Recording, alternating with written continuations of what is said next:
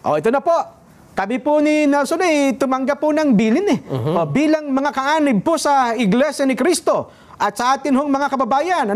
Dahil po dyan, mga kababayan at mga kapatid sa Iglesia, ang mga kapatid po sa Iglesia ay naghahanda, Nelson.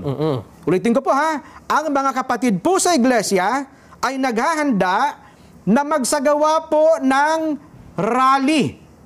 Magsagawa po ng rally upang ipahayag sa lahat ng mga kinauukulan na ang Iglesia ni Cristo ay pabor po sa opinyon ng Pangulong Bongbong Marcos na hindi sumang-ayon sa isinusulong ng ilang sektor na impeachment.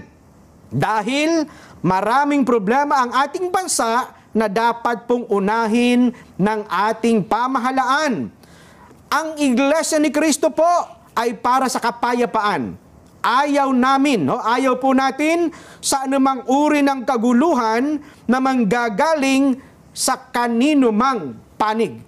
Ngayon pa lamang po, mga kababayan, ay nag-oorganisa na po ang mga lokal sa buong iglesia para magkaroon ng mga malalaking pagtitipon. Nelson, para ipakita po at ipahayag, ito pong binabanggit namin na pabor kami sa opinyon ng Pangulong Bongbong Marcos na no to impeachment. Dahil ang daming problema ng bansa, hindi ba? Ang dapat po nating unahin, ang problema ng bansa na mas malaki. Yes. Hindi po ang impeachment.